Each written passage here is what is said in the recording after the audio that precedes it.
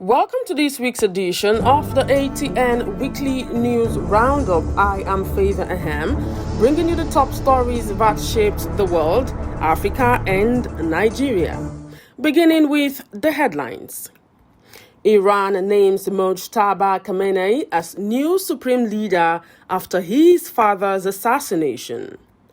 Countries agree on historic release of crude reserves to stabilize global oil prices. China sets lowest growth targets in decades as National People's Congress closes. Average price of electric vehicles falls across the European Union.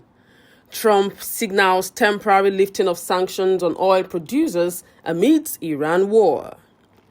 Jewish and Muslim communities gather in New York for joint Iftar-Shabbat peace event. Harvard transfers earliest known photographs of enslaved Americans to South Carolina Museum.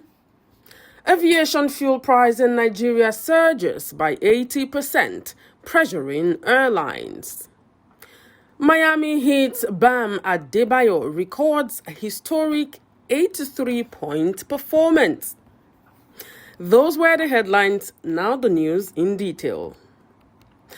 Iran entered a new and uncertain chapter this week after Mojtaba Khamenei was named the country's supreme leader following the assassination of his father, Ayatollah Ali Khamenei, in a joint United States and Israeli strike.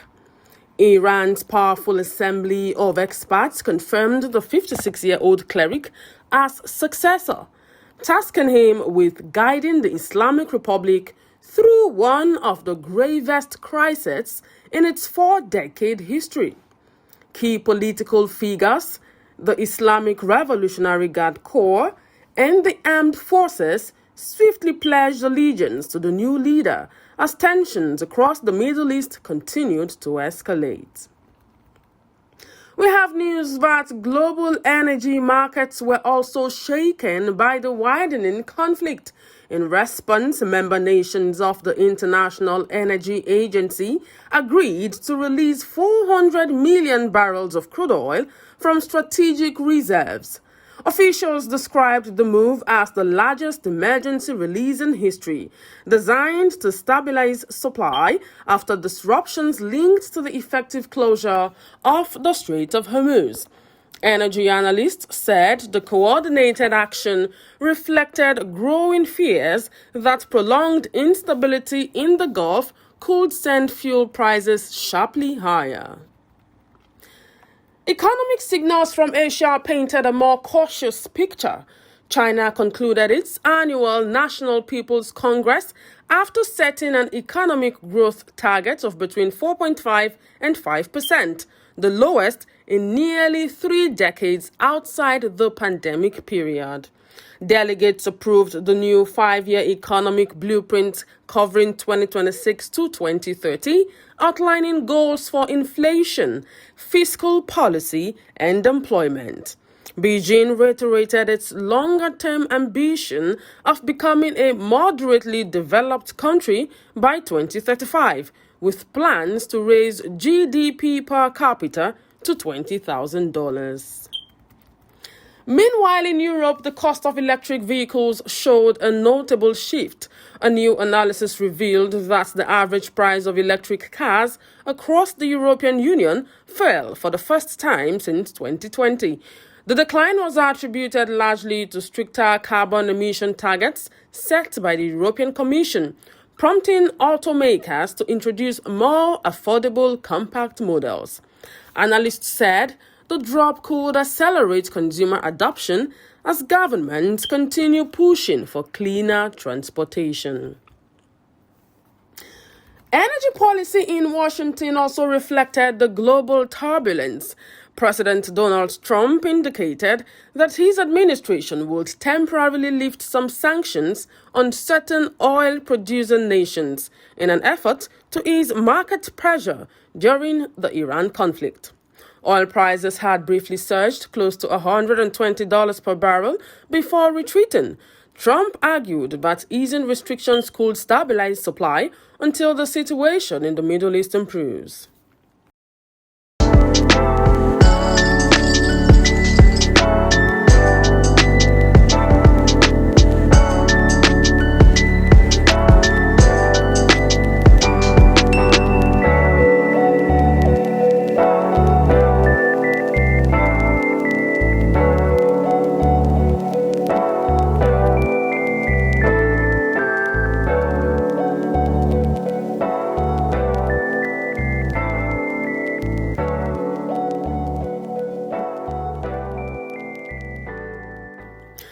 In a moment of unity amidst global tension, members of New York City's Jewish and Muslim communities gathered at Temple Emmanuel for a joint Iftar and Shabbat event. The gathering brought the two faiths together at one table as Muslims broke their Ramadan fast while Jewish participants welcomed the Sabbath. Organizers described the evening as a symbol of dialogue and coexistence during a period of heightened international and interfaith strain.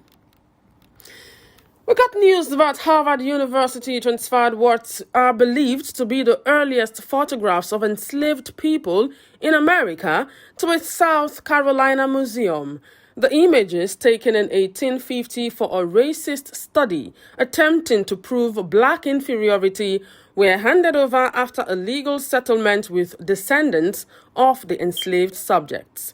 Historians described the transfer as an important step toward confronting painful chapters of American history. In Nigeria, airlines faced mounting financial pressure after the price of aviation fuel surged sharply. Industry groups said the cost of Jet A1 rose from roughly 1,000 naira per litre to about 1,800 naira within just 2 weeks. With fuel accounting for up to 35% of operating costs, airline operators warned the spike could threaten flight schedules and push ticket prices higher. Now, on to news coming in from the world of sports. We have news that in basketball, Miami Heat star Bam Adebayo produced one of the most remarkable scoring displays in NBA history. The center exploded for 83 points in a dominant win over the Washington Wizards, recording the second highest scoring performance ever in the league. Only Wilt Chamberlain's legendary 100 points game in 1962 now stands above the feat.